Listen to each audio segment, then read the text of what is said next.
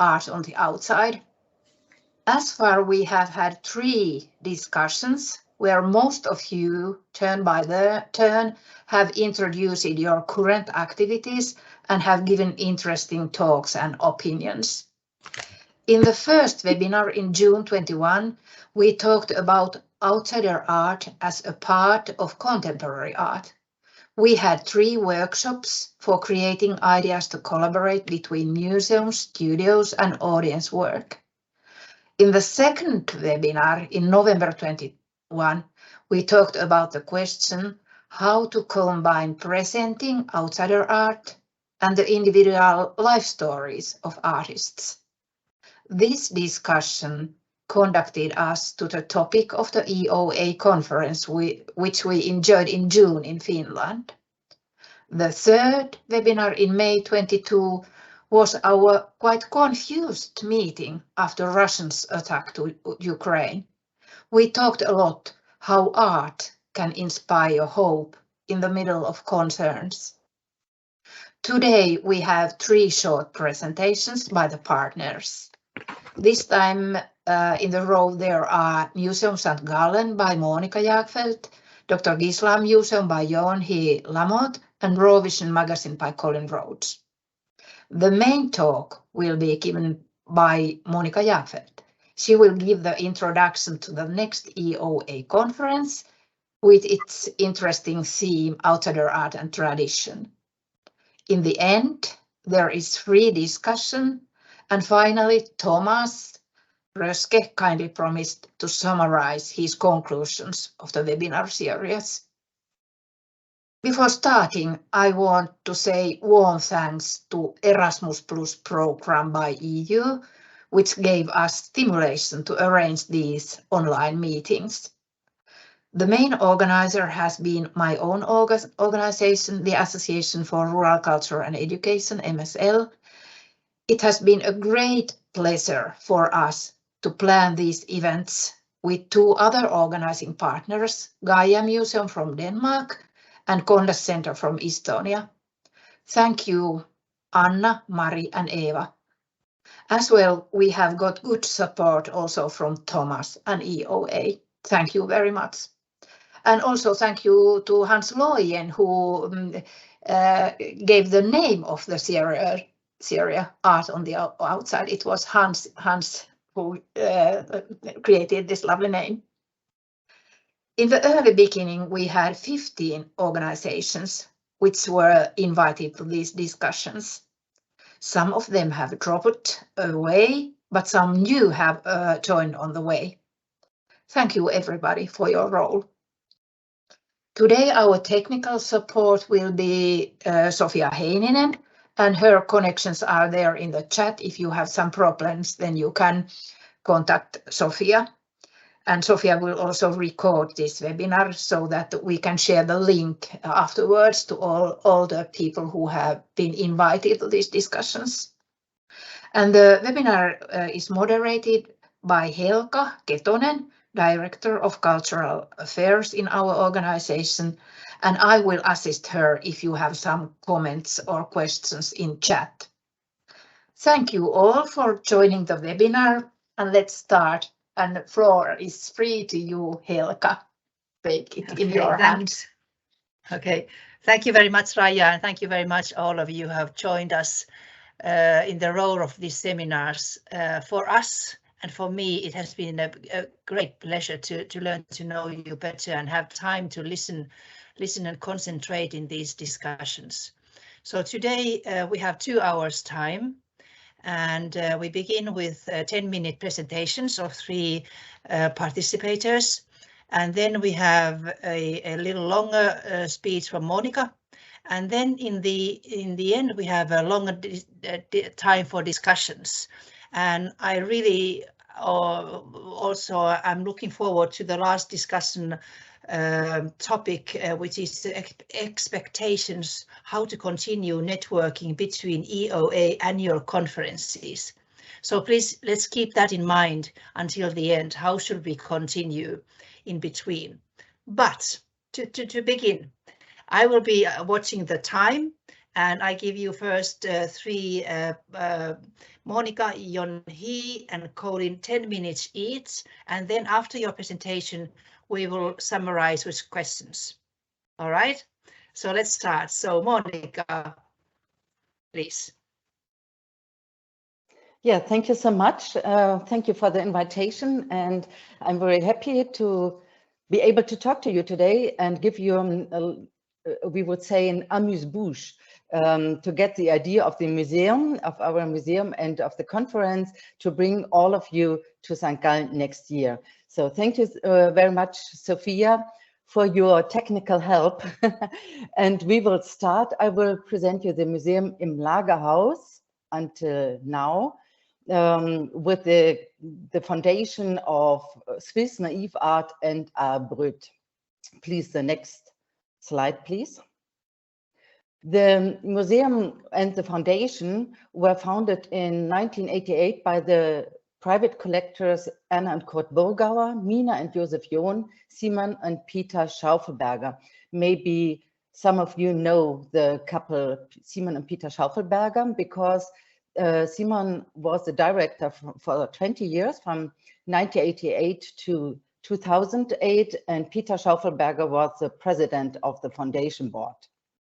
And I started at the museum as a director in 2008. And this year we have a change of the president of the foundation board. Now it's the former mayor, Thomas Scheidlin. The next slide, please.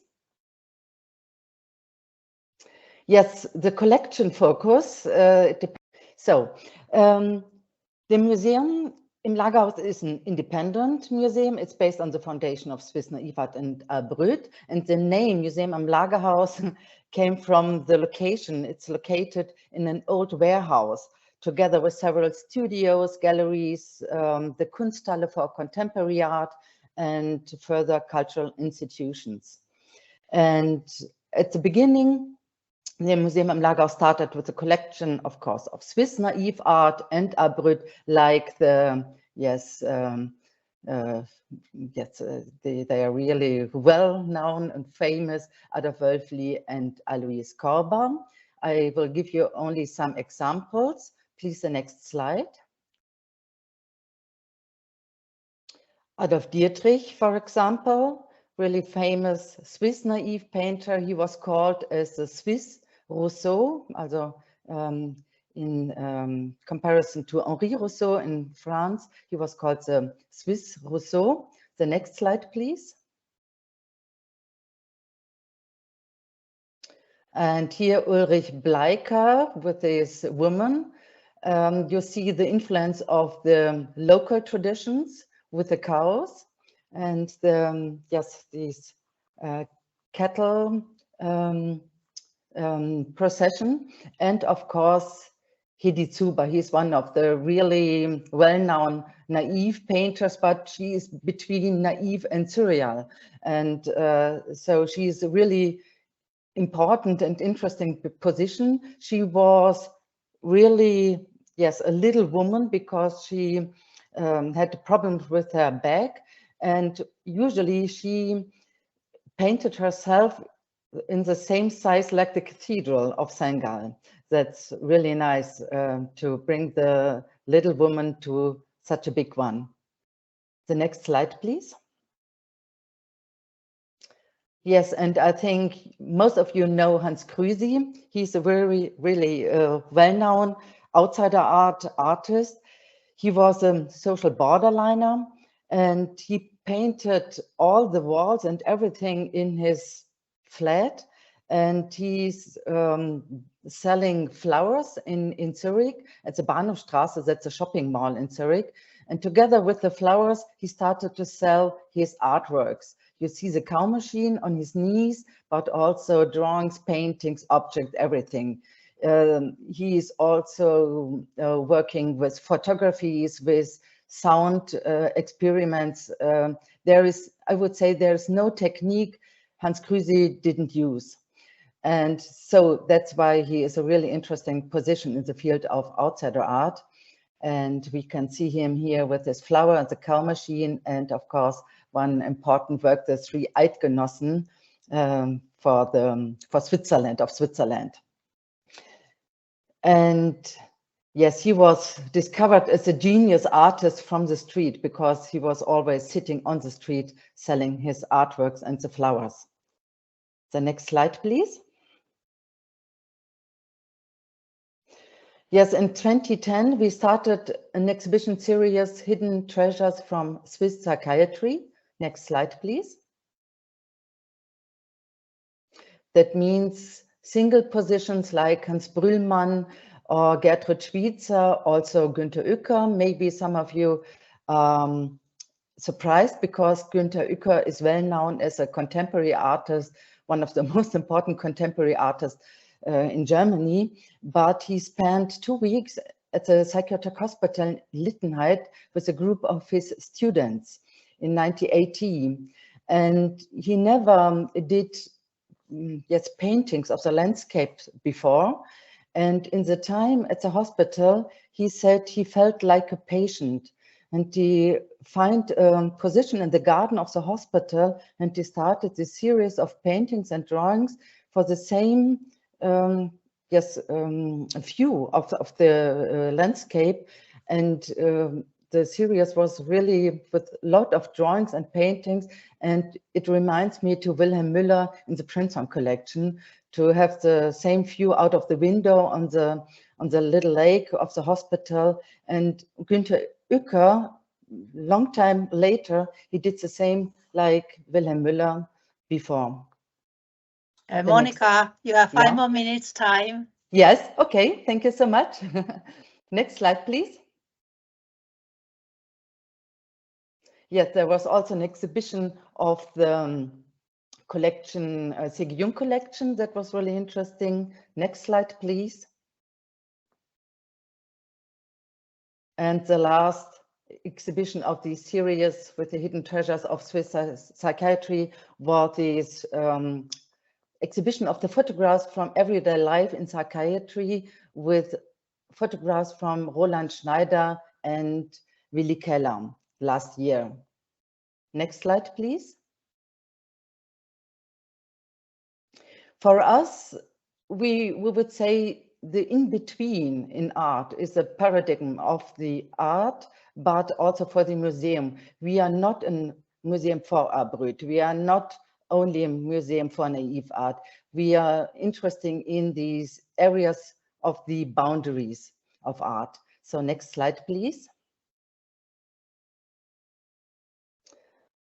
Yes, one of my favorites is Franz Hartl. That's a really amazing work. He has a view of the world decided in harmony and disharmony, God and the devil. And so he gave a really cosmology for drawings between these harmony and disharmony positions, for counting, for mathematics, for notations in music, for everything, for new alphabet. That's a really amazing work. The next slide, please. We did an exhibition with people who are living on the street. What are their experiences? Is it possible to make art on the street, living on the street? What are the themes when you are living on the street and try to make art? And one of the most important positions in this exhibition was Beate Stanislau. You can see her the photographs and her manuscript Tramp. She was also a writer, and she was written and illustrated her own history, autobiographical story about living on the street. The next slide, please.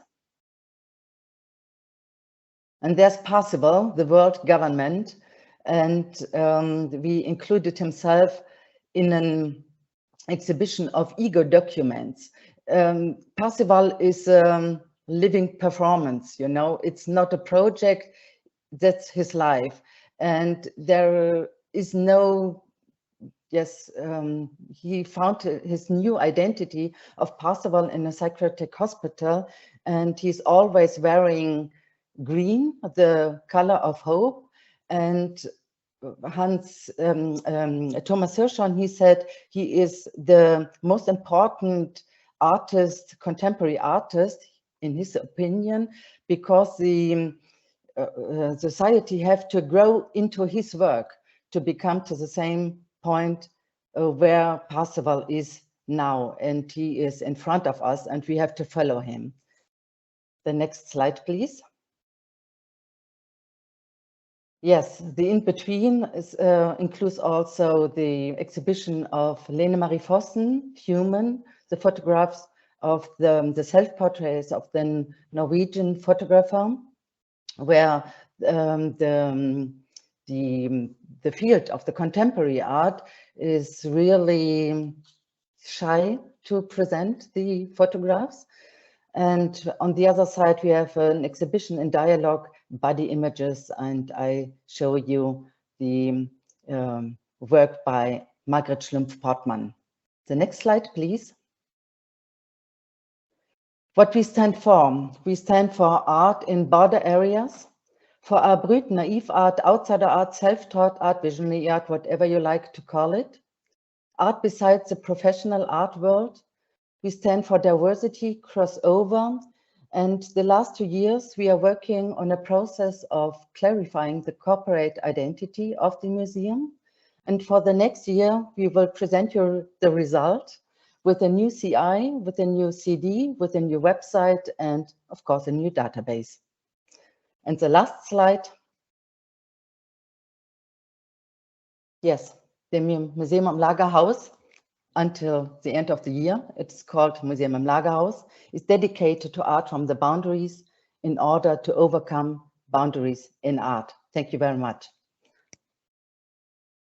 Thank you so much, Monika. So interesting. I really like those last slides where you put up all the sort of very, very interesting thinking. All right, I suggest that we go forward to Yoon and then to Collins, and then sum up in discussion the three of the first speeches. So Yoon, please. Hello. Thank you very much. I'm just gonna wait until the slides start, I guess. So I'm Yoon Lamot. Most of you know me. I think I work as a curator at the Dr. Guislain Museum, and I also work on communications and European subsidized projects. Is it just me who can't see the slides, or? Okay. No, all of us. I'm sorry, it takes a bit time. No problem. I hope no you see problem. that now. Yes, thank you very much. You can go immediately to the next slide, please.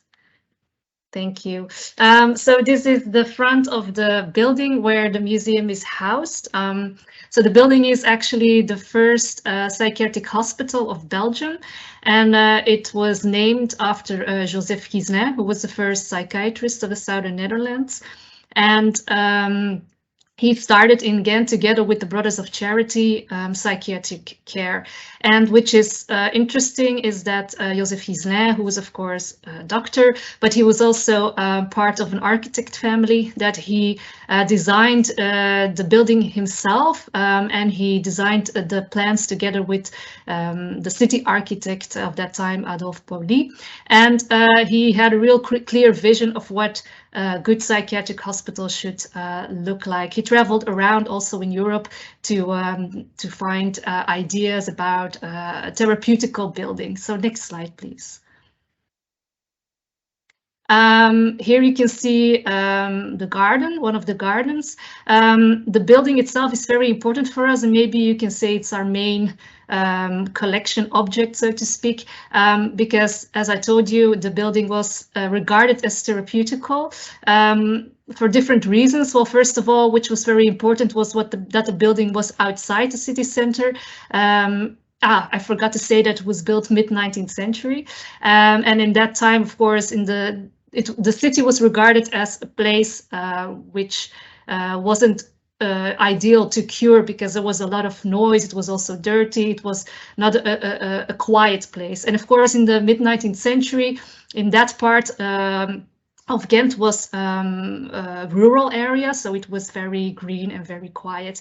And you can also see that in the design there were a lot of open spaces, so that was very important to have a lot of green, different gardens, etc. Which was also important for Guislain was that it was not too high, because the people shouldn't feel imprisoned, so you have 2 stories. You also have 2 colors of bricks that were used, the yellow and the red, which was regarded also as having a very calming effect on the patients. For instance, the windows, I'm not sure if you can see it very well on this picture. It was obliged to incorporate bars in the hospital against escape. But for Guislain, it was also not very therapeutical, also the idea of being imprisoned. And so he incorporated the idea of the bars into the decoration of the museum, of the hospital. So yes, there was a whole vision behind this architecture which had a therapeutical function. Next slide, please. So the museum started in 1986. It was actually an initiative of the former director of the hospital, which was brother René Stockman. He was one of the brothers of charity, and he started together with Monika Jagfeld, who worked also at the psychiatric hospital, a museum, because there was already a collection. And in the first place, he wanted to create a museum for people working in psychiatry, because he said that they are working in that, but they have no idea about the history of psychiatry. So that was the idea. It was a very small exhibition on the attic of the museum. Next slide, please. Our collection, maybe you can say we have 3 collections. We have a medical collection, which consists about, I'm going to say now 60,000 objects, but I'm not sure anymore. That's what I was told some years ago. I think it's very difficult for us to know exactly how many objects that we have, because medical objects can also be like a syringes or, you know, a mattress or things like that. So it's not everything is not as valuable, of course. We also have a photo collection, which is also very important, as you know, in the history of psychiatry, because photographs were used also in order to observe the patients, used for diagnostics as well. And we also have an art collection, which consists of Outsider Art, our own collection, and also a big collection, which is called the collection de Stadshof, a Dutch collection, which is in a long-term loan. And we also have contemporary arts, so to speak, in the collection. Next slide, please. In terms of exhibitions, we have collection presentations and temporary exhibitions. And for a very long time, we had the exhibition on the history of psychiatry in our museum, which started also on the attic and which was chronologically.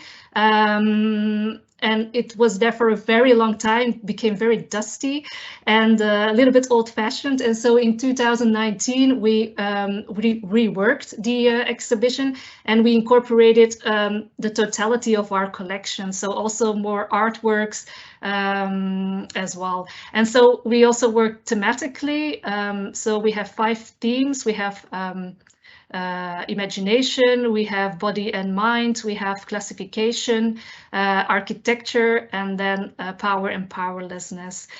Which was also new is that we incorporated loans, external loans, to keep the exhibition also more dynamic, that we were also obliged to change it every year. Well, yes, that is something we struggle with now, I must admit, because it's really a lot of work to change a lot of these items in the permanent exhibition every year as well. But that will be the concept until 2024, and then we will rework it again. It will be a totally different concept. Next slide, please. We also had, I'm going to say now, a collection presentation on Outsider Art, because at the moment it's not on view, because we have other exhibitions which take up the whole museum. But normally we have also a collection presentation which changes every year. It was an opportunity for us now to also rethink this idea of presentation, and so we will also start when everything returns again, when we have the space again, to have more dynamic programmation, so which means maybe smaller exhibitions, but exhibitions of shorter periods, so not for a whole year, but maybe like 2 or 3 exhibitions a year on the collection. Next slide, please.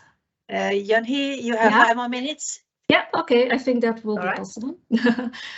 We have temporary exhibitions. We did for a very long time theme exhibitions, thematical exhibitions.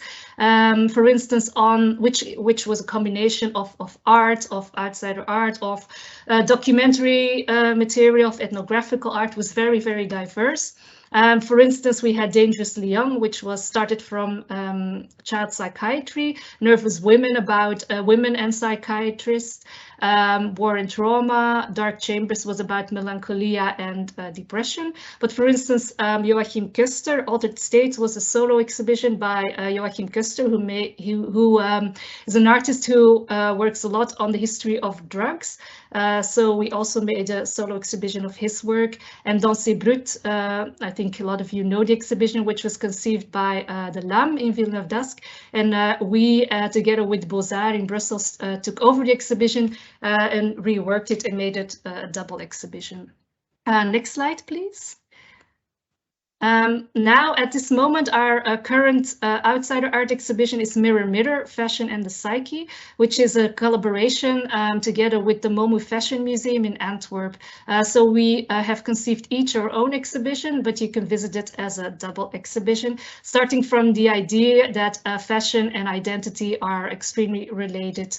And for the exhibition at the Dr. Guislain Museum, we chose to work with outsider art and also with collaborations between fashion designers and outsider artists. Next slide, please.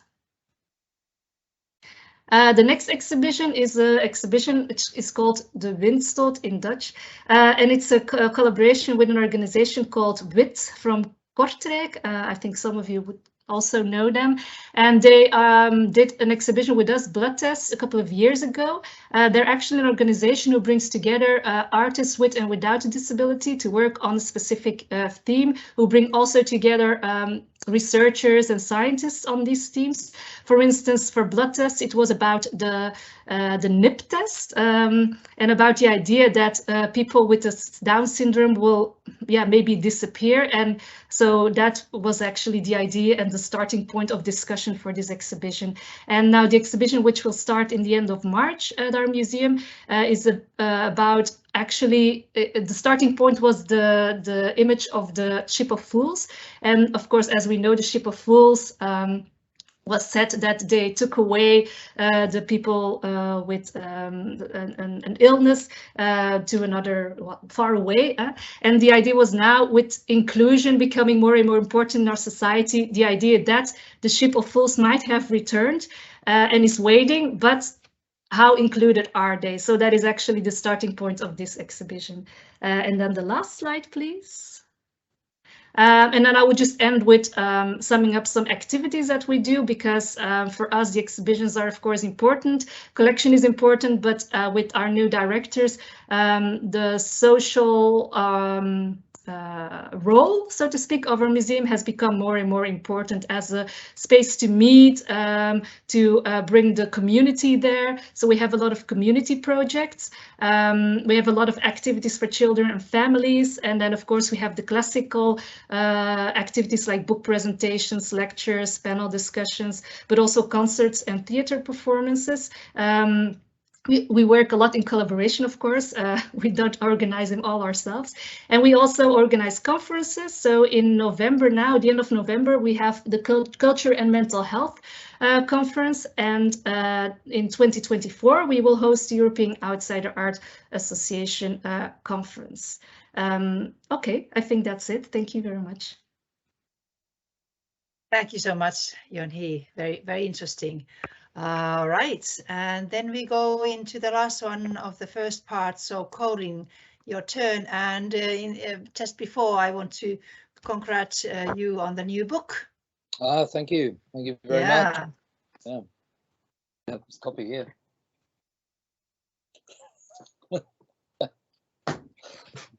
Okay. Right. I need to share my.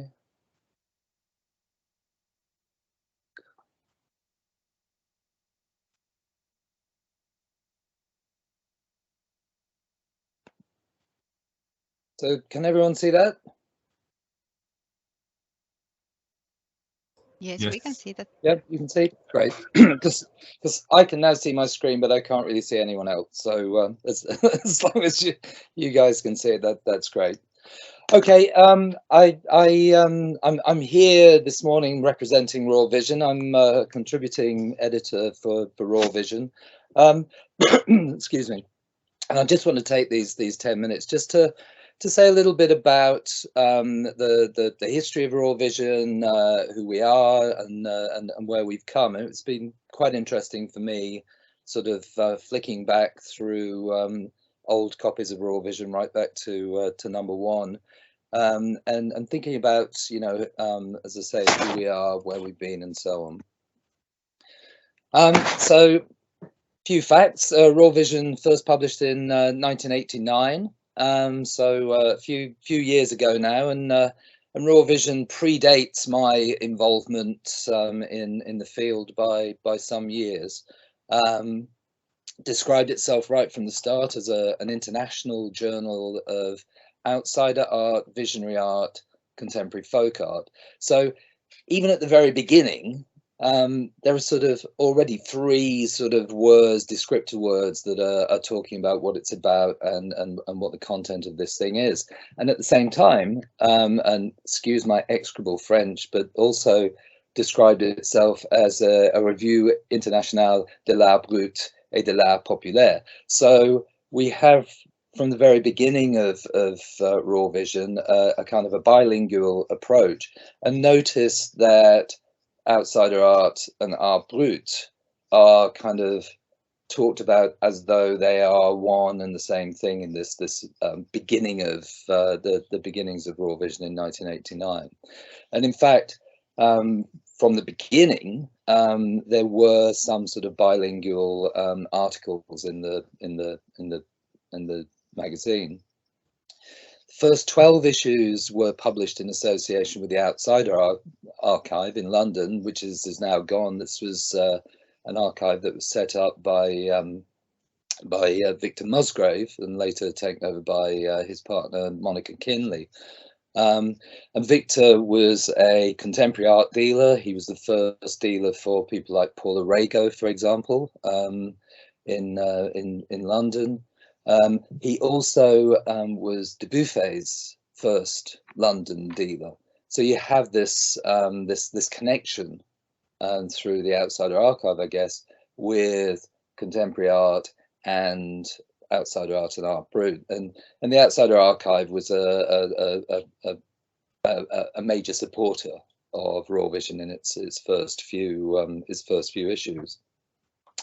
It was a short period from issue 13 when separate English and French language editions of Raw Vision were published. So this again was kind of interesting. This went on for a short while, but it just became too expensive and too difficult. So it went back to only having an English edition. And the early driving figures were people like John Mazels, who I think all of us know very well, who was the founding editor of Raw Vision, is still the editor of Raw Vision. And he's really the kind of rock, you know, that has always kept Raw Vision going. Roger Cardinal, of course, was very, very closely involved in, especially in the first years of Raw Vision.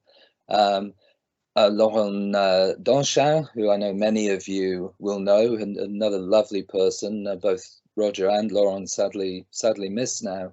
But Laurent brought, you know, the kind of the French kind of perspective to Raw Vision, and those of you who knew him will know he had a very precise desire to categorize and develop a taxonomy and so on of things. So you had this kind of, I think, interesting triumvirate of people right at the beginning of Raw Vision, which shaped it. Monika Jagfeld at the start was quite a driver, perhaps more from a sort of business end than the cultural end. And then there were other really important early supporters who were very, very involved in the early years of the magazine. So people like Seymour Rosen, American writer, who is especially important for the work, the really foundational work he did on environments, on outsider art environments.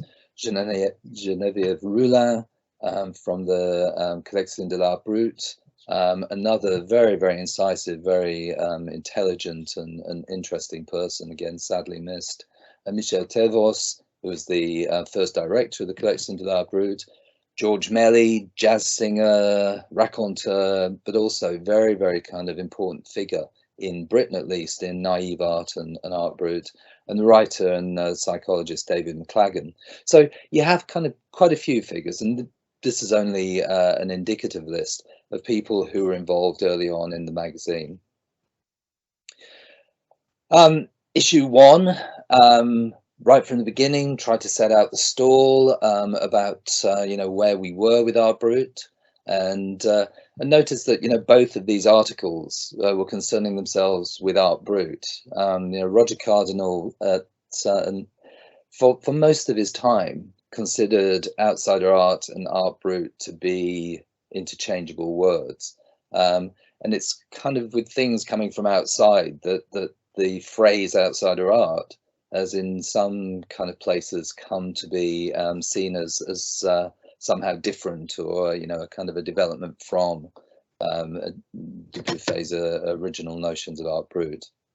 And we're going to see in issue 1 that both Cardinal in English and Danchamp in French are trying to kind of grapple with where Art Brut has got to by 1989, you know, sort of 40 years after Dubuffet introduced it to the world as a concept in the now famous Gallery Drouin exhibition. The magazine has always been kind of really sort of emotionally, I guess, connected to the field, which I think is one of its great strengths. The sense that it's not just a magazine that is kind of, you know, reflecting a few articles and that kind of thing, and sort of and just presenting work. There's a kind of an emotional connection to the field, which means that there's also an almost kind of crusading force, which again is very much in the character of John Maysels, the editor. So you see in issue 11, you know, this great trumpeting, you know, that this is our 11th issues. We've seen the interest in outsider art growing and growing. The new Outsider Art Fair in New York showed once more and expanding, and you know, so there's this kind of connectedness, this sort of feeling of wanting to really support the field. And of course, one of the reasons I'm sitting here this morning and that we're all here is that Raw Vision has also been very actively involved throughout with all sorts of projects, and not least the project that we're engaged with today. Here's just a spread from Raw Vision 13, which announces that it's now going to be published in English and French, and also we have this again. This as 1995 draws to a close, a new epoch dawns for outsider art. In the United States, we're witnessing the opening of the American Visionary Art Museum, blah, blah, blah. So all of this stuff is happening. And I thought this was a nice spread because it also shows one of the iterations of Raw News. And of course, one of the things that I think is really important with Raw Vision is that every issue there are several pages of just news, you know, that people can just kind of send in, let people know what's going on. So some of it is museum shows, some of it is very small scale things, but you have this real reflection of the you know, the building and the development of the field over, you know, the course of you know, sort of 30 years now, through this sort of beginning matter of the magazine. Colin, 5 more minutes, please. Not a problem. I think I'm about halfway through. So I'm going reasonably fast because I know people will see the slides and things afterwards, but I thought it useful to have these things. So this is Raw Vision 7, which, as you can see, there's a Dubuffet on the front, and it contained an interview with Dubuffet that John McGregor had done some years before, and it was printed here in Raw Vision 7. Raw Vision 7 includes the kind of the first moment that Raw Vision felt it had to try to define some of these different terms which were being bandied about. And this is something that's occurred on and off at various points over the years, where, you know, as we all know, you know, the number of kind of terms and phrases and related phrases, and, you know, the things that define, you know, what I tend to call the field, is something that has recurred continually. So here's Raw Vision's definitions. If you look at the Raw Vision website today, you'll see the same kind of thing being grappled with. And throughout the 30 years of the magazine's existence, renewed attempts to try to, you know, kind of pin down things. This, I think, is important. Raw Vision has consistently introduced readers to new art, and when you look at the, you know, the currently 112 issues of the magazine, it really kind of amounts to an absolute kind of compendium of the field. But also you can see kind of trends as new discoveries are made, as new kinds of art and new kinds of work sort of appear in the public eye. So so you have this in articles. So as I've said here, the first article on an artist working in a supported studio is spring 2003, and about Donald Mitchell from Creative Growth. So suddenly the supported studios are specifically kind of making an appearance. And I thought I'd note this here, given that we're sort of in Helsinki at the moment. The first articles on Finnish ITE Art appeared a year later in spring 2004 with a photo article by Veli Grano and another article by Elina Vurimis. So we have this kind of thing in the articles, but also, again, I think, you know, really importantly from my perspective, an awful lot of the stuff that is kind of introducing us to the field in the pages of Raw Vision comes in things like the Raw News articles, where things kind of pop up, but also even in advertisements placed by dealers and galleries. You know, the dealers discover, you know, sort of a new person, all that kind of thing. They want to advertise it, clearly, because they also want to sell the work. But from the point of view of the more kind of disinterested reader, if you like, this sort of thing introduces things from the field. So I think between it all, you know, kind of articles, Raw News, advertisements, we get this kind of great picture of the sort of the state of the field and the development of the field. So this is my last slide. On the website, you can see the claim that we remain the world's only international journal on the art of unknown geniuses who are creators of outsider art. So I think part of what I wanted to say here really is in terms of, you know, what we're doing today. I hope everyone is already signed up to the weekly email newsletter, which just drops into your inbox every week. If you're not, go to the website. There's a box to click where you can sign up for that. But also for everyone here, if there's news that you want to tell the kind of the Art Brut community, and certainly the Raw Vision community, then you're able to kind of send things in to info@rawvision.com, and this can be then sort of placed within that kind of weekly newsletter. So you have the Raw News, which is the sort of print version, all the rest of it, which sometimes is kind of out of date by the time the magazine is published, because, you know, paper publishing takes time. But nevertheless, I'd say still make sure it's in there, because it's part of the history of the field. But the weekly newsletter is great if there are things coming up. And, you know, I would urge everyone to use that as a way, you know, another way in you know, all the other things you had of getting kind of information about upcoming shows and all that kind of thing to the public.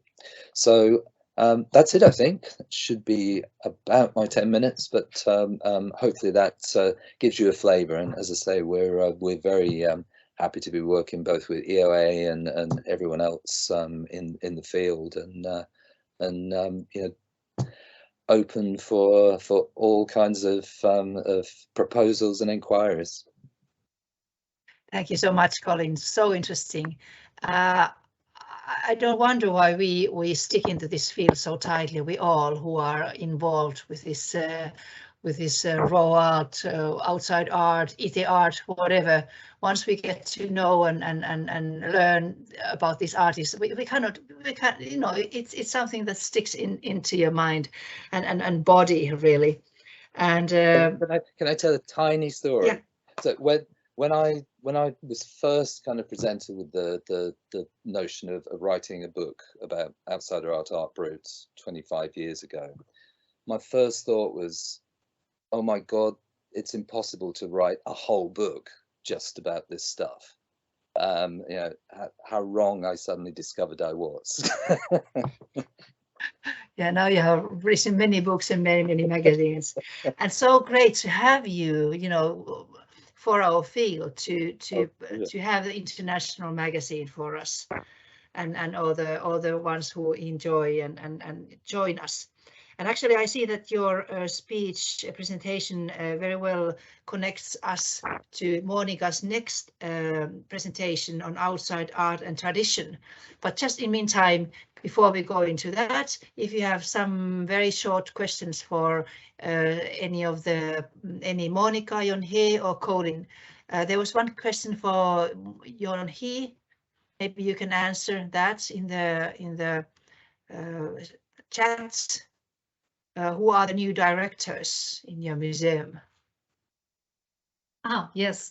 The new directors are actually people who already worked there. So we didn't have new directors. But I think most of you know him. Artistic director is Bart Marius. Was a curator before, and then we have also Eline van de Voorde, which she was more on communication. And then we also have a more financial director who is Wim Kleijs. So those are the new directors, and with them we also had better collaboration or a collaboration again with the hospital, because as most of you know, we're still at the campus of the hospital. Before we were two separate entities, so to speak, and with the new directors there is more collaboration. There will also we will also host the school for because there will be new buildings for child and adolescent psychiatry on the campus, and so for instance in the museum will be the school for them. So there was some changes. Yeah. Okay. I paid attention to the way that each of you described the field, because I think it's very interesting. Which words do you use at the moment? How do you mirror yourself against or with the contemporary arts and maybe modern art as well? So very interesting. But Hans, you have a question, do you? Yes, please. Yes, hello. Or comment. Yeah. We can hear you. Yeah, okay, great. I have a question for Monika Jagfeld. I got an email from the Kunstmuseum Thurgau, and I saw their program, and it's also on Outsider Art. So how are you related, or what are relations between you and Museum Thurgau? Yes, we have a really good relation. It's close. That's a problem to work together to bring one exhibition to the another museum, to the other museum. So, but we often working together, for example, for the exhibition of the psychiatry in Münsterlingen. We had shown the historical artworks, and Kunstmuseum Thurgau had shown the contemporary artworks. Yes, was not exactly at the same time, but you know, it was crossed in the time. And for the Cruise exhibition, for example, at the beginning of the years, we had also some loans from Kunstmuseum Torgau, and we invited Markus Landert for a talk, and he invited me for a talk. So yes, we collaborate. Very good. So good cooperation there in the Central Europe. And Thomas, please. Yes, I have a question to Colin. Thank you for your overview, which was really interesting also to see the roots of the whole thing and how it all started and developed and how Raw Vision sees itself. There were several attempts, also one by you, to add another journal about outsider art, which could be open for more complex discussions, because Raw Vision is mostly a journal which introduces certain things, but doesn't have space enough to discuss things more thoroughly and in a more complex way.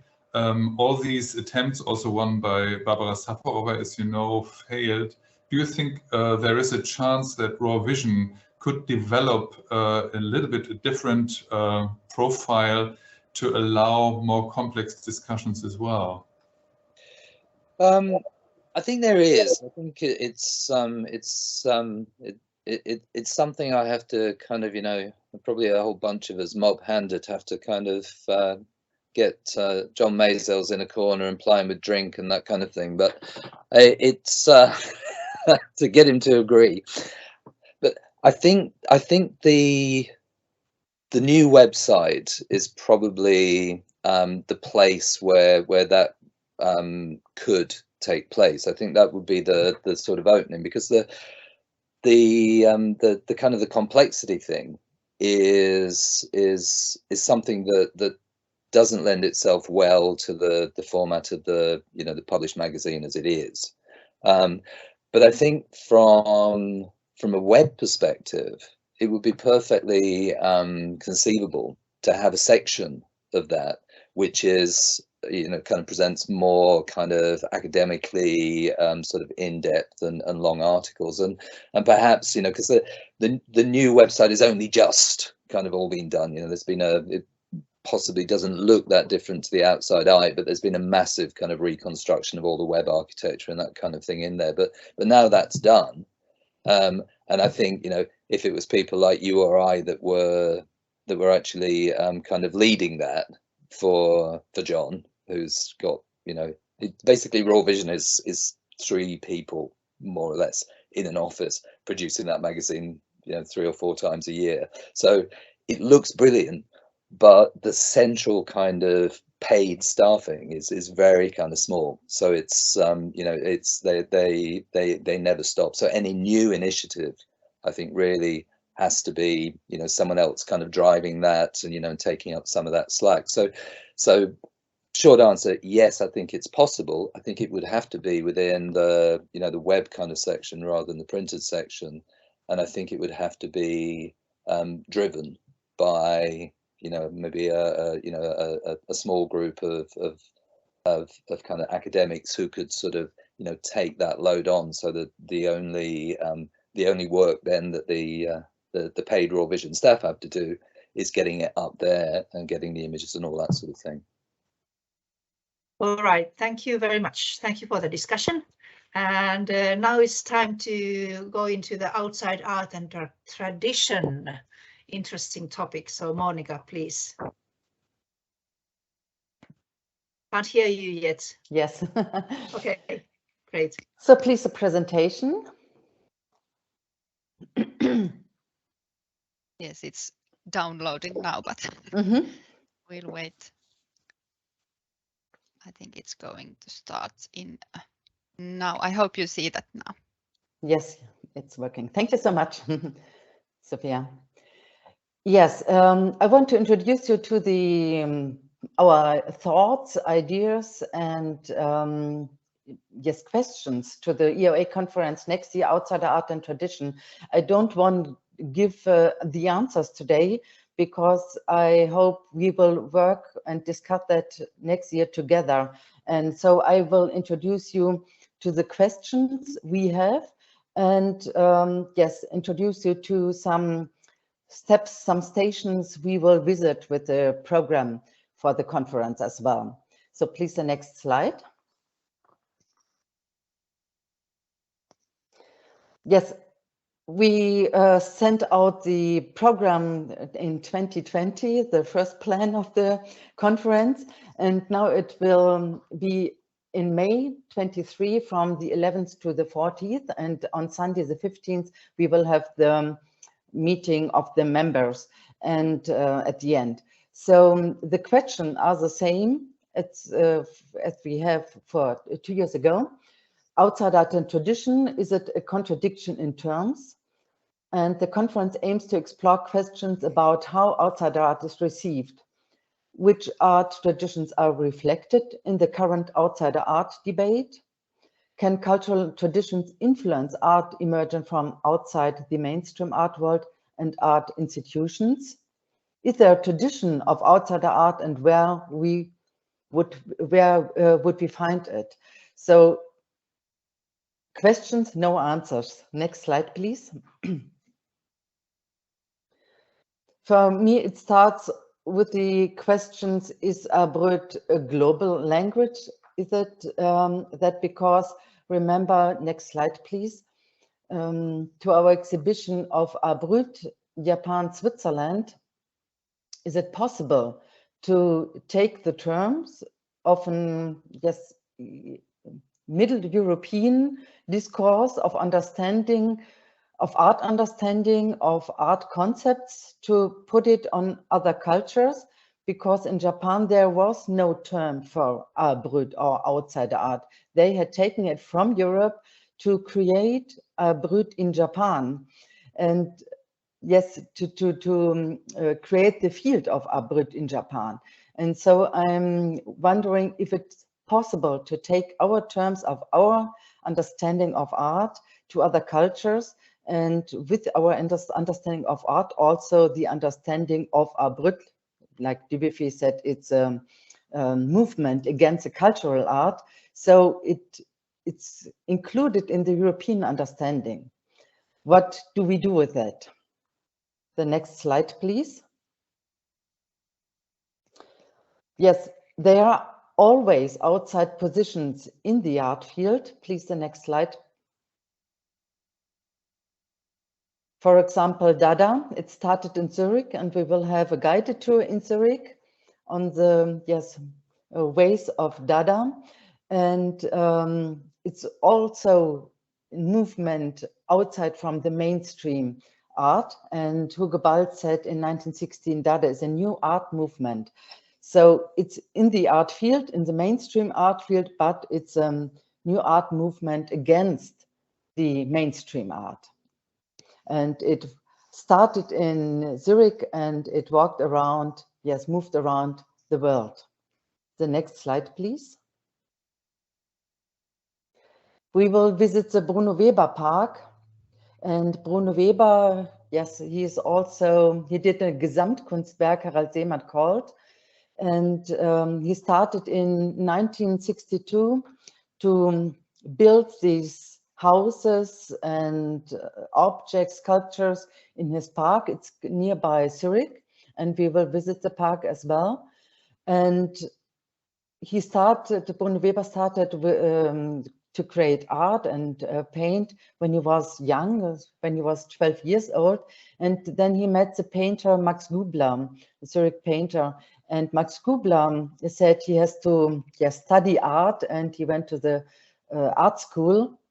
But he was always not really in the field of the mainstream art, but found his single position in the art field.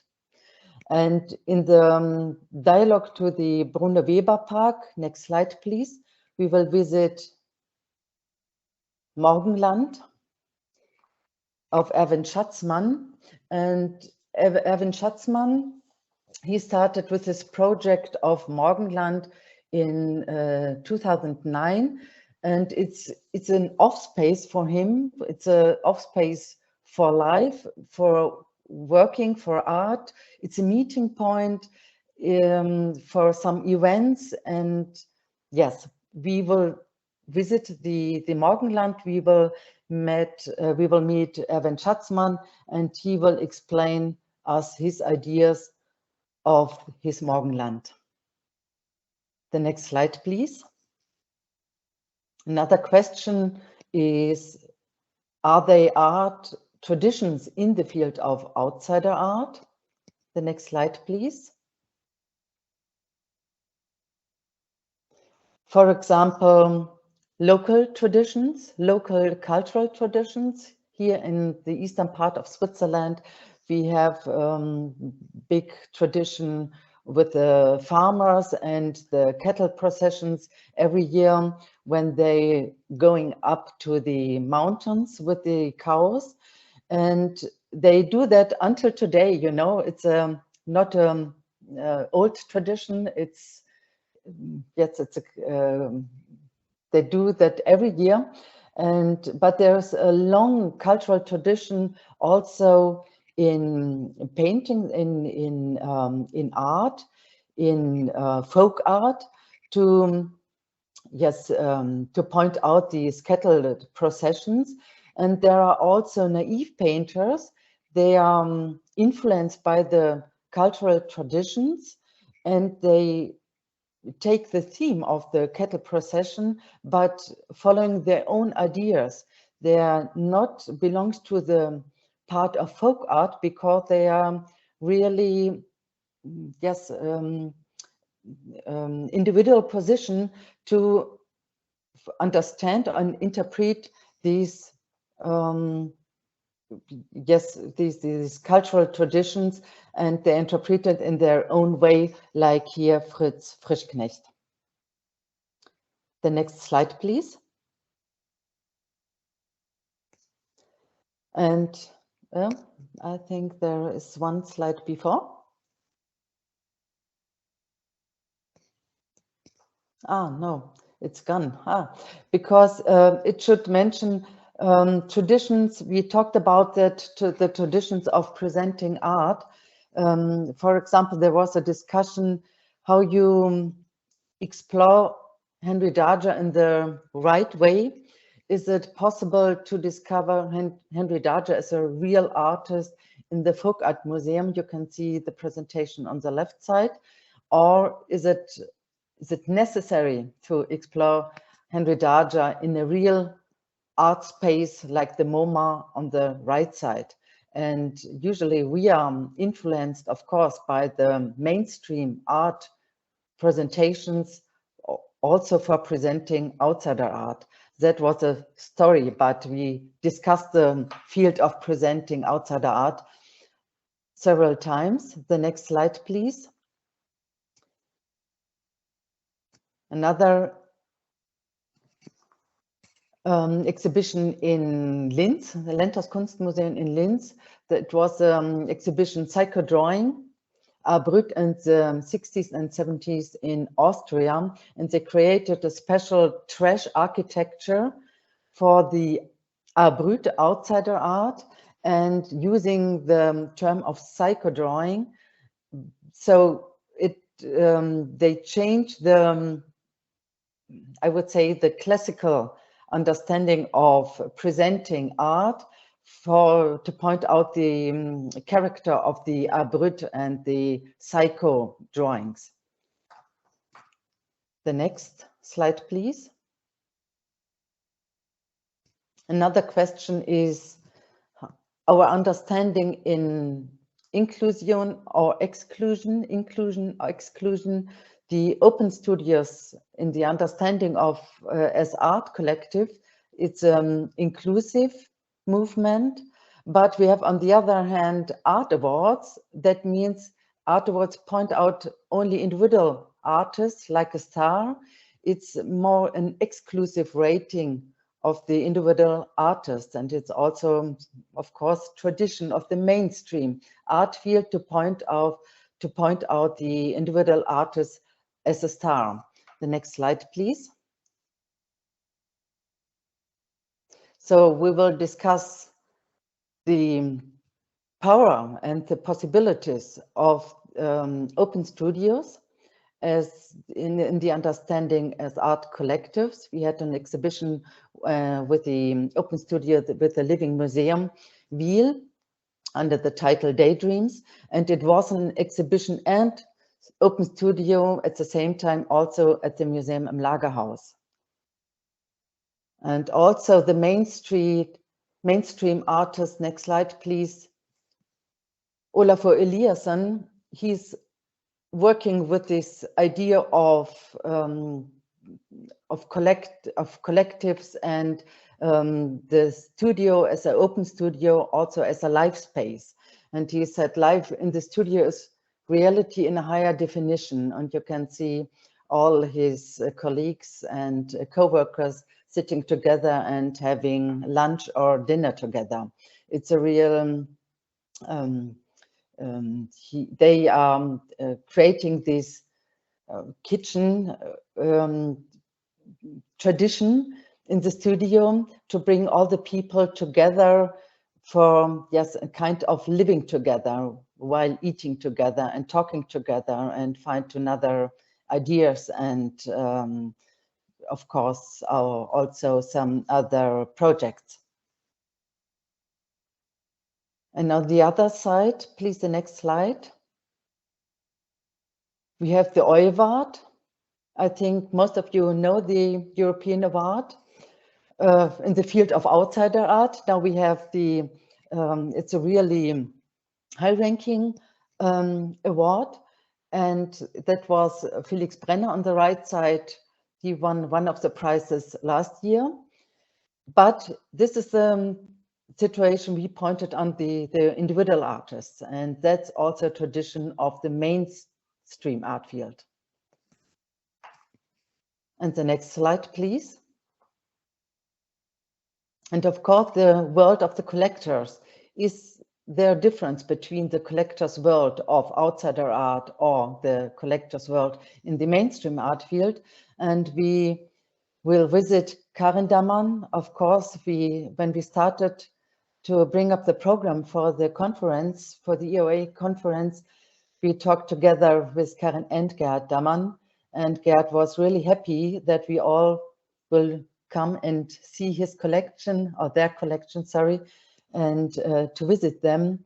And it's really sad and a pity that we are not able to meet Gerhard anymore and we miss him. But we will visit Karin Dammann and she looking forward to see you all and meet you all and welcome you at her home and to present her, to present you the Dammann collection. The next slide, please. There's another point of view, the artists as outsiders. And the next slide, please.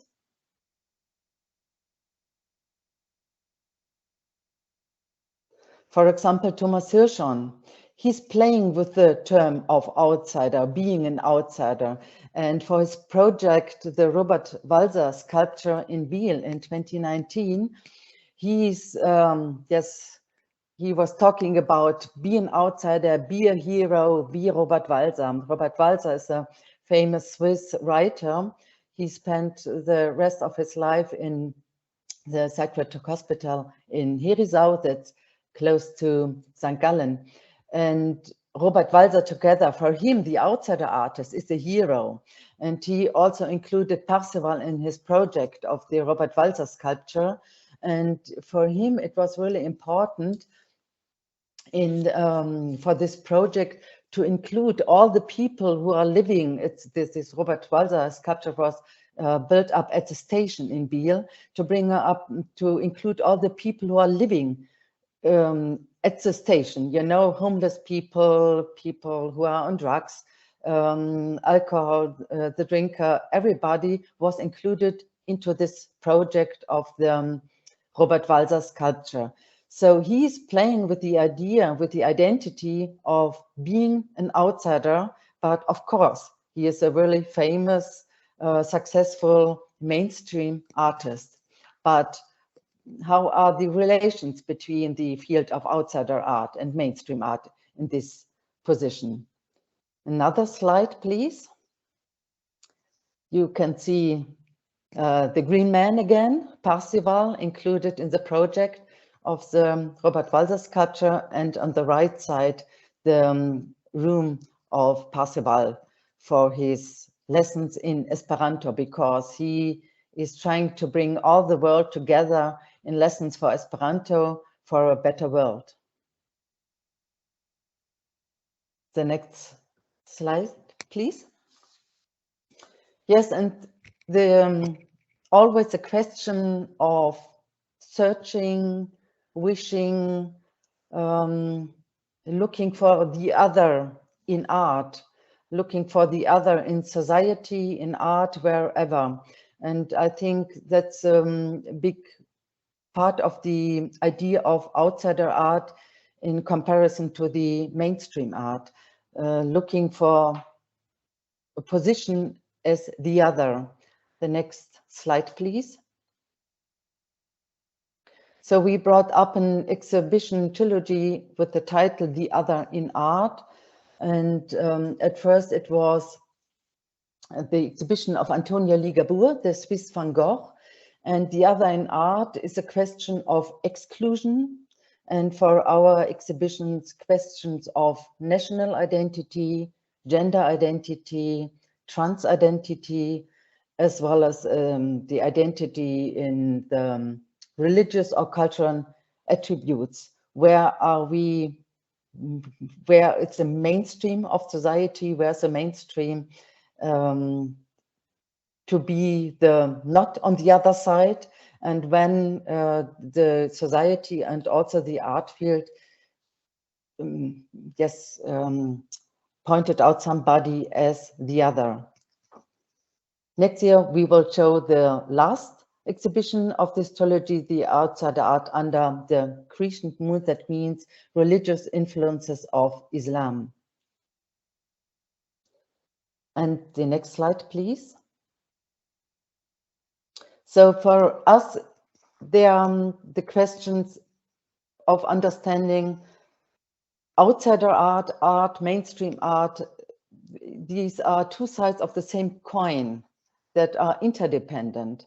And the professional art worlds need always outside positions, and the mainstream art field had always outside positions to force new ideas also in the art field. And the outsider art field is using, of course, traditional market-proven concepts to approach artworks. So it's the reaction to the understanding of art and how we deal with art, and including outsider art in the professional art world as a real art into the real art debates of art. And that means at last it would be eliminate the outsider art. I think that's not the solution. But if we want to change the usually misunderstood deficit concept of outsider art, we have to discuss at first the parameter of art, the parameter of our understanding of art, and then we have to challenge the established concepts of art. And this year, the discussions around the Documenta 15 had shown all these problems of who has the, who's the one who define what is real art, and who is doing the right things in the real art.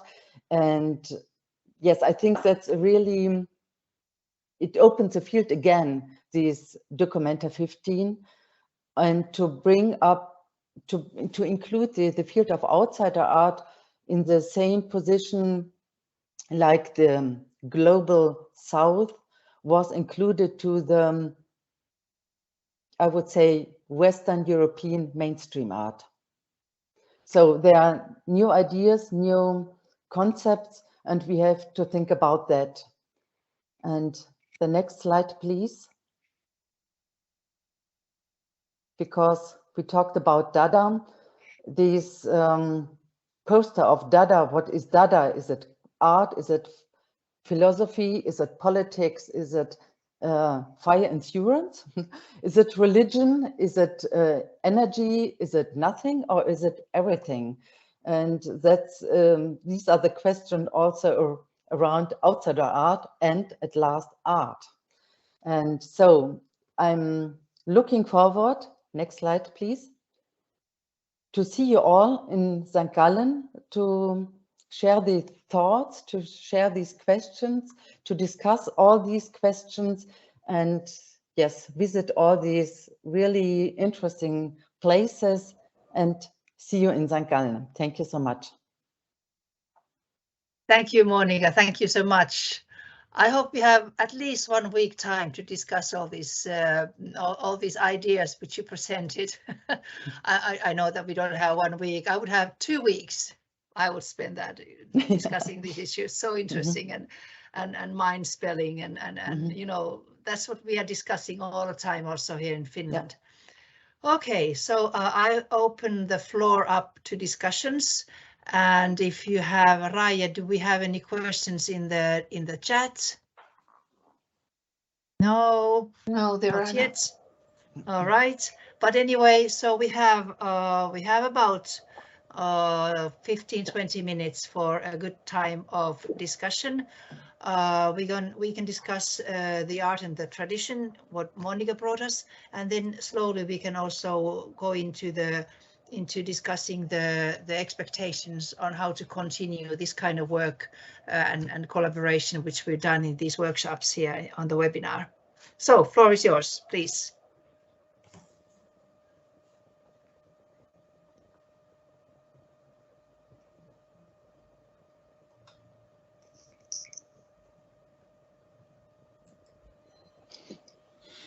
Thomas? Monika, can you tell us something about the lecturers you invited for the conference? Who will be there? Ooh, where's the program? Yes, a lot.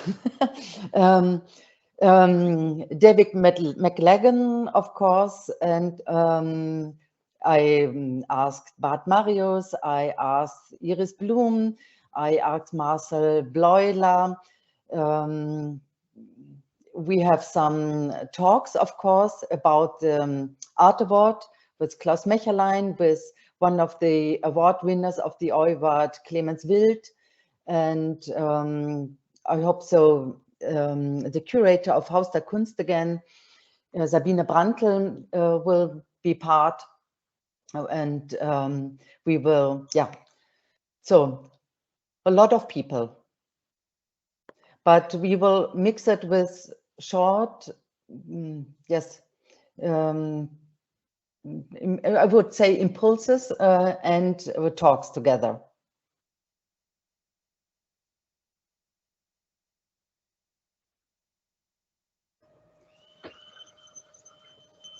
Okay, there's Lotte first and then Hans.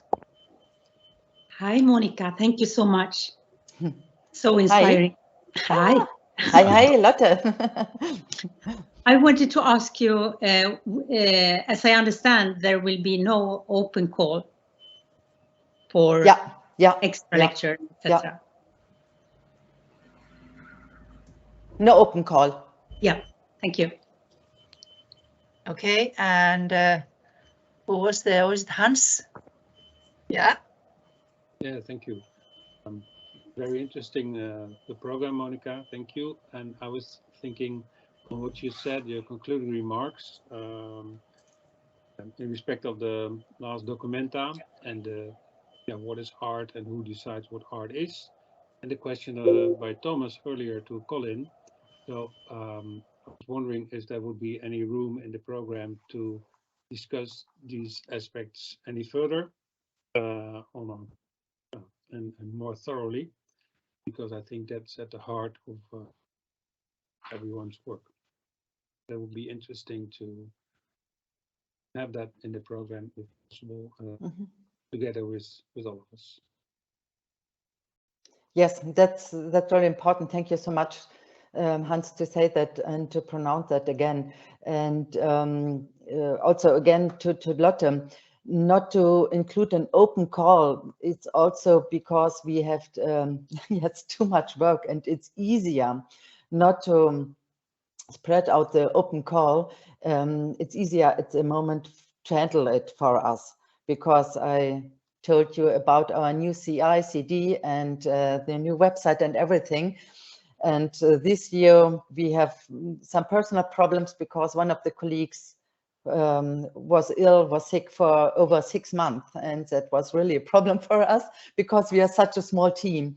So we try to yes, to bring all the things together. But Hans, thank you so much. Yes. All right, Raija.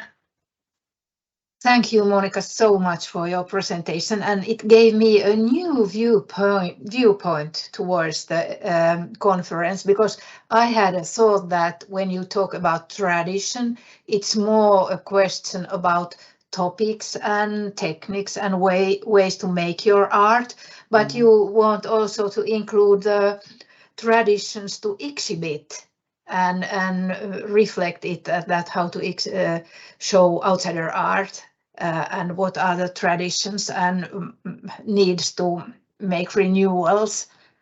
Thanks a lot for your opening the theme. But I have a question that, do you have also field trips in your conference? Do we go to some outsider art environments or something like that?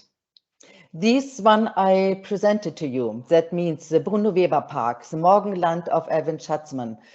We will visit Living Museum, and we will visit Karin Dammann. We will visit the Brauchtum Museum Urnisch. That's German, of course. That's for the local traditions, cultural traditions, the museum we will visit as well. So we will visit what I presented to you.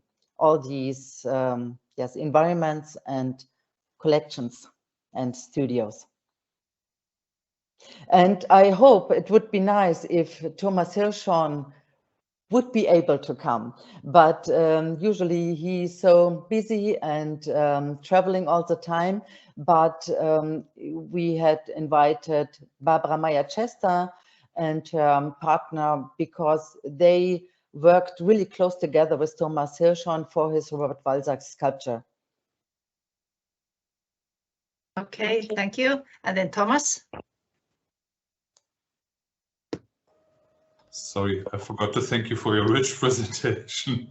It was nearly overwhelming, and I think there are so many aspects in there that it is the perfect starting point for a lot of webinars, or it will be the perfect starting point for a lot of webinars, because initially I just thought you wanted to talk about the local traditions which are behind the idea of outside art, like you showed up with Japan, for example. And we know that there are completely different traditions in Serbia or in the USA, for example, or in South America. So, and that's already a quite rich topic, but you include all kinds of aspects with tradition. So I think maybe it's we can see it as a good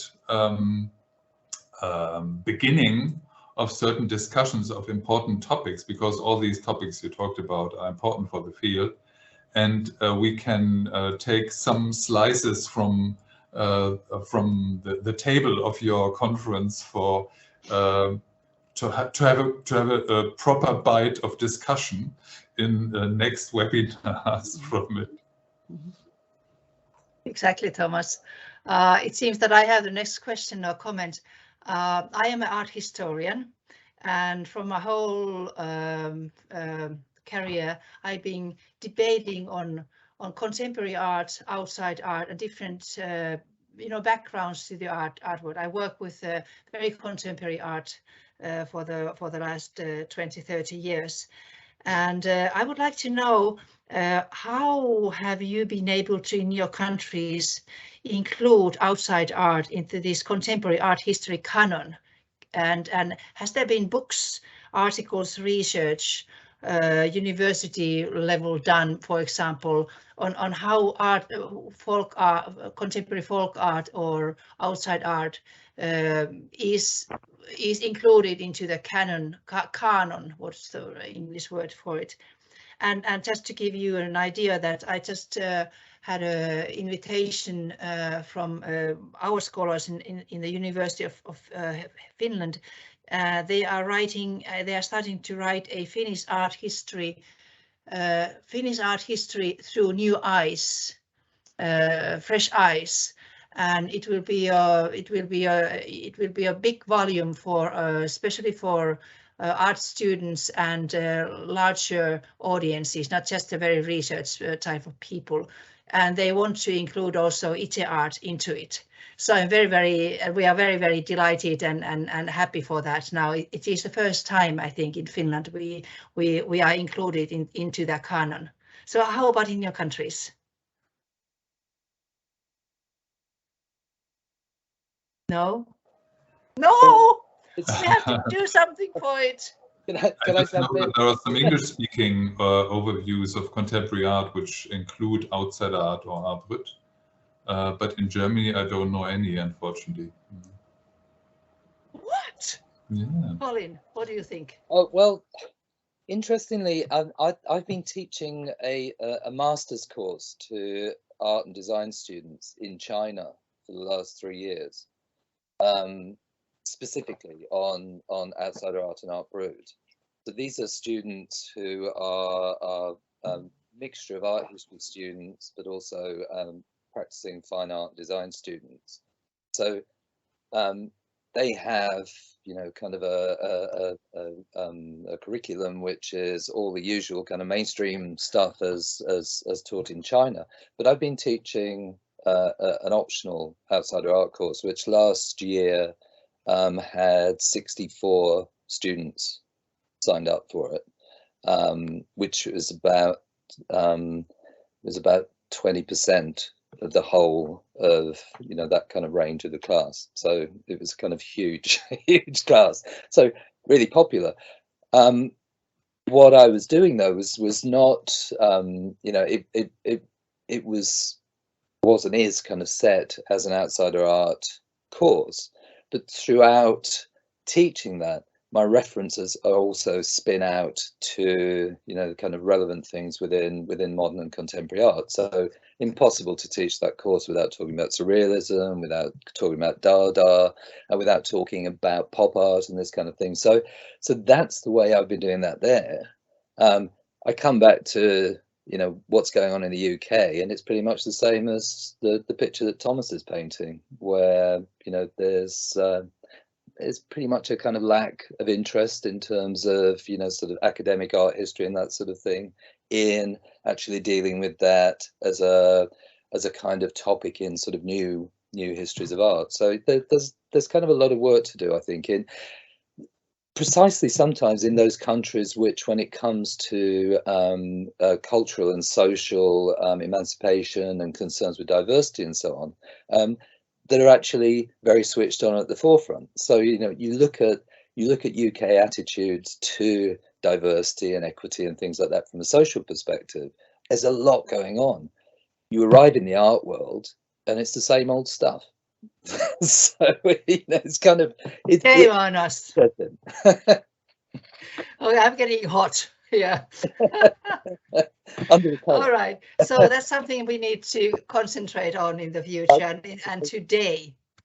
But I would like to continue to the next topic that is very interesting also, the future of our group, and also should we make it larger? How should we continue in between these EOA conferences?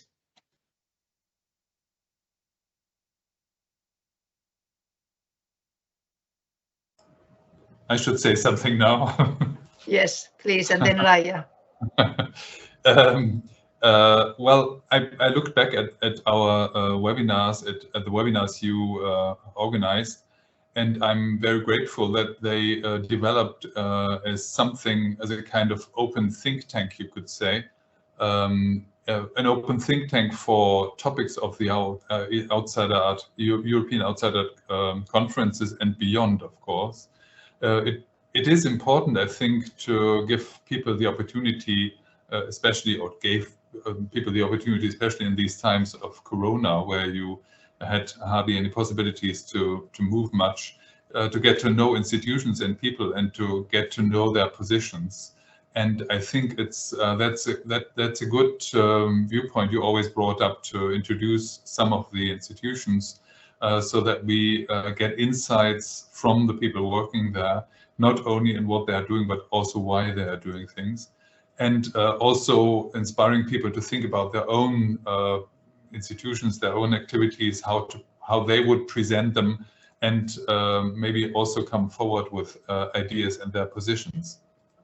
And I think the webinars could keep a place as this kind of open think tank, as a kind of play field for ideas. Still also, I hope, for the Outsider Art, European Outsider Art Association conferences, but also beyond, because I think it's important that we exchange our ideas and also get to know the differences in the different countries and the developments in the different countries, the personal experience of the people, and to keep an eye on what's really happening also in the other art world, in the big art world.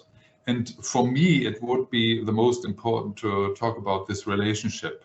We talked about it today as well, but I think there are a lot of topics we could tackle within these webinars, which would help us to get to a more inclusive look at outsider art in the art world. And for that reason, it may be interesting to invite from time to time players from the bigger art field, people who are not so much yet concerned with outsider art, but who would be interested in it. I know some who want to include outsider art in their museum collections.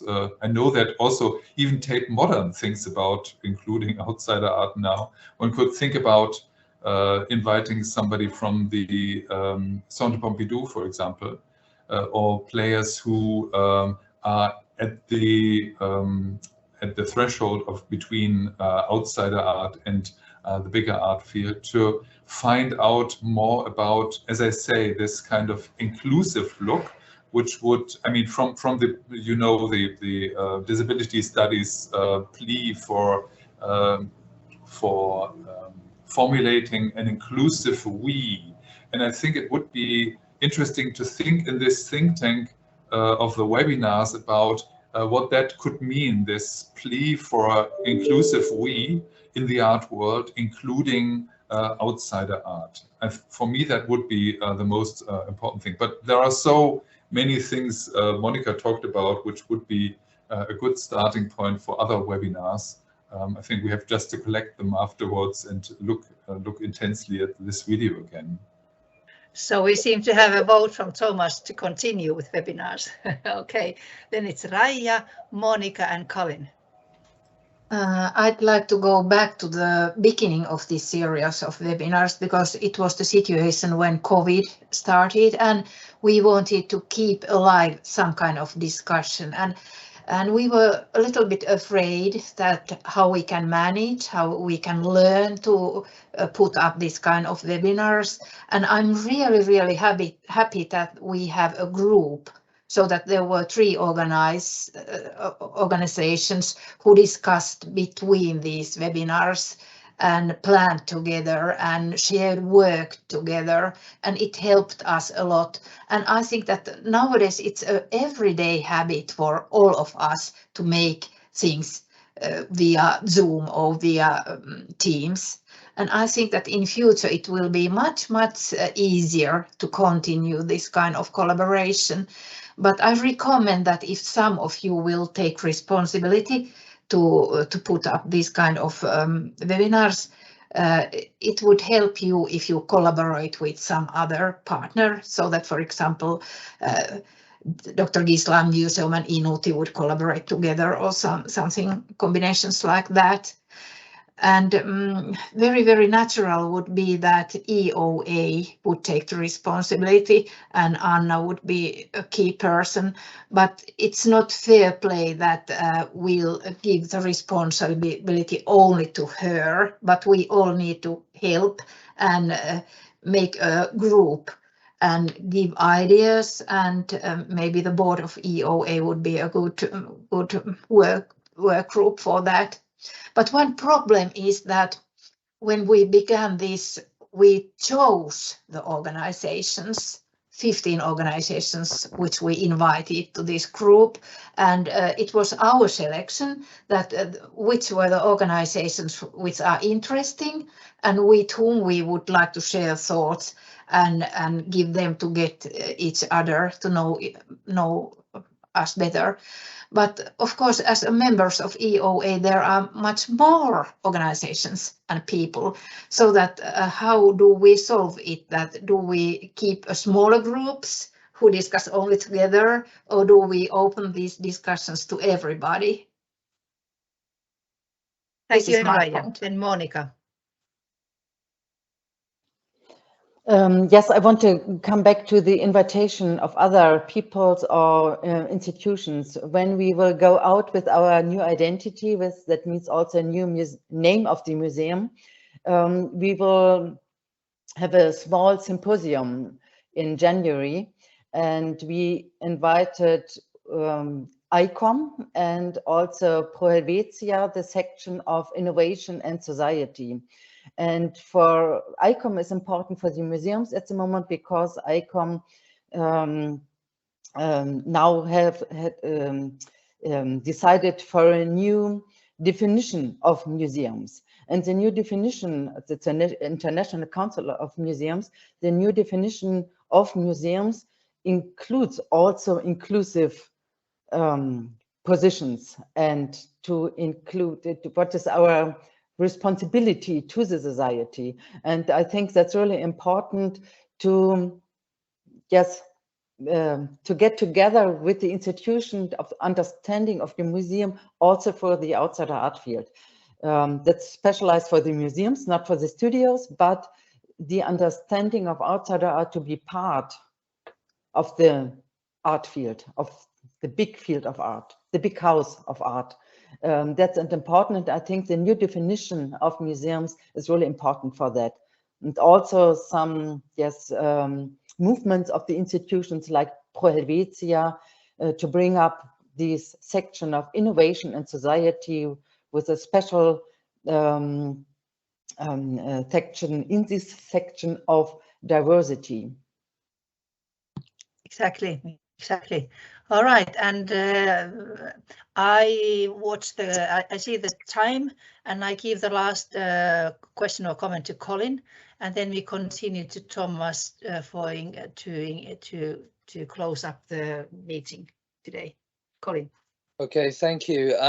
Thanks everyone for today. I mean, as ever, really kind of interesting, and my mind is completely buzzing with all sorts of ideas and questions and things. Thomas will recognise this.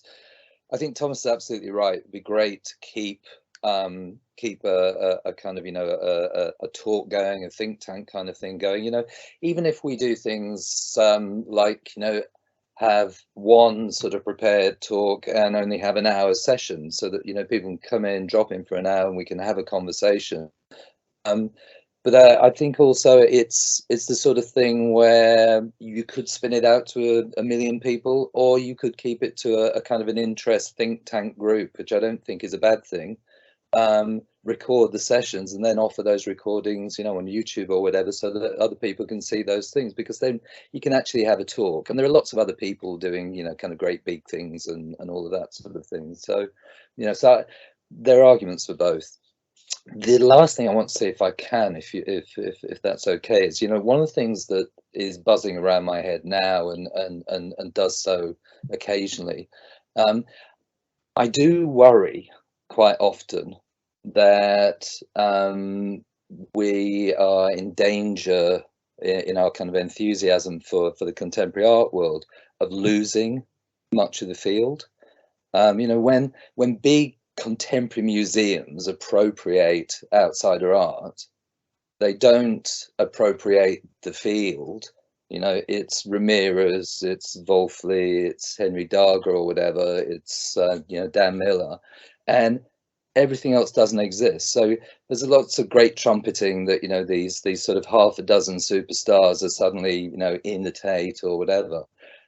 But there's a danger of that ending up being a sort of tiny appropriation and things are lost. I mean, this is a much bigger discussion, but I just wanted to kind of introduce it really. So as an art historian, which when I'm not being an artist, what I am, you know, I'm not a critic of contemporary art. I'm an art historian. You know, I think that the history of outsider art and the historical presentation of outsider art is really badly in danger of being somehow subsumed into a notion of contemporary art. You know, that most outsider art is not what we now call contemporary art, not least because it was made, you know, kind of 100 years ago. You know, so the kind of the debate that has been going on in the mainstream, if I can put it that way, has been a debate about contemporary art and outsider art, meaning what is contemporary art now in the mainstream, and whatever it is contemporary art wants to appropriate from the field. And I think it's a massive area of discussion, and, you know, kind of an interesting danger that we need to be aware of really how things might get appropriated and subsumed and lots of things lost because of that sort of one bit of enthusiasm that we're sort of raking with. So I don't know, it's that thing, you know, when I said when I first started thinking about the field, I couldn't even imagine writing a book about it, but I'm kind of quite deeply involved in it now. So it's it seems quite important to me. Yeah, wow, interesting. Oi. Okay, we have a lot to think about and discuss about in the future. And don't worry, after this meeting here, Sophia will share with us a Mentimeter where we can put some our thoughts for the future. So you can maybe you can stay up a few more minutes after this Thomas words and write down your comments for the future or of the webinar itself. So to conclude the wonderful webinar we have today, Thomas, floor is yours. I would like just to pick up where Colin stopped, and I like to remind one of the position of Peter Gorsen, who always warned of a kind of artification of the art and the fringes of the art field. Too quick giving in and too quick allowing the art field to colonialize, you could say, the field of outsider art. And I think there is a difference even between integration and inclusion. And inclusion always also means that the whole field has to change.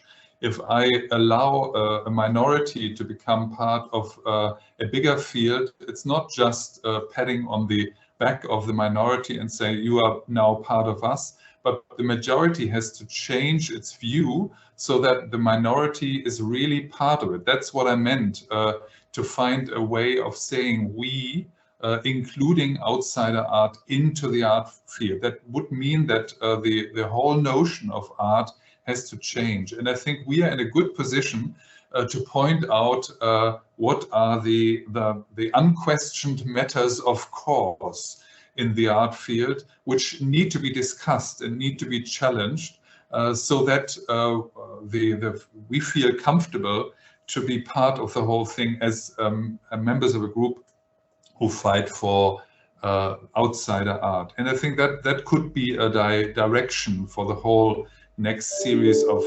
webinars, to fight for this inclusion, to fight for this we. Maybe it could also a kind of headline for the next webinars.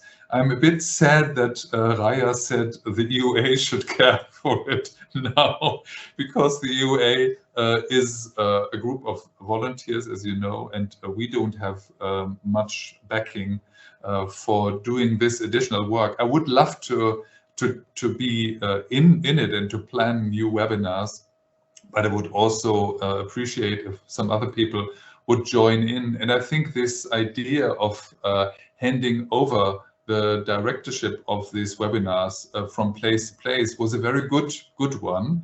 Also to change the tone a bit, to change the viewpoint a bit, to change the local area, which always plays in the background of these webinars as well.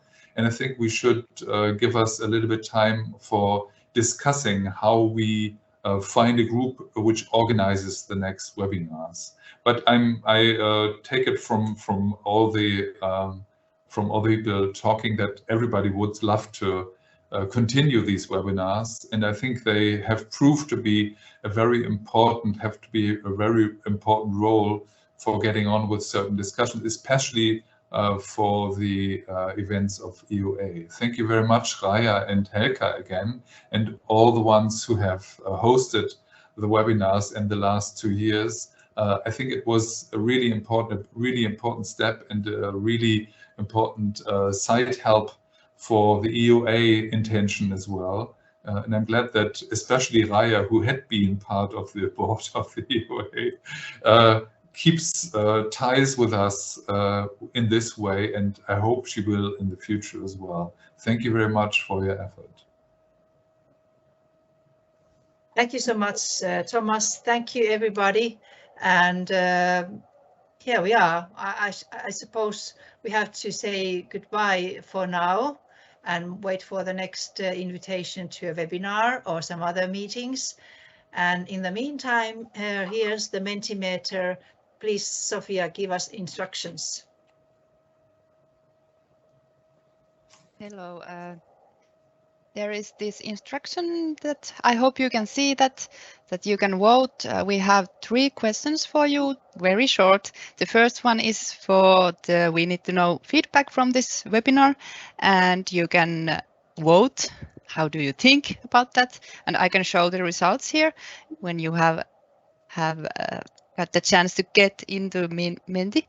So you can use the link. There is a direct link there in this instructions page, and also you can go to menti.com and then use this code. You can see, I'm sorry, but you can use the link, and I can link it now on the chat if it's easier for you. Just a moment. Okay, thank you, Sophia, and we will go to the Menti after we close here. So yeah. Or maybe is it better that you are here and you don't close this? Yeah, so thank you so much. I think it's time to get up and get some exercise so that our brains can work for the future and today better. And have a wonderful weekend when it comes.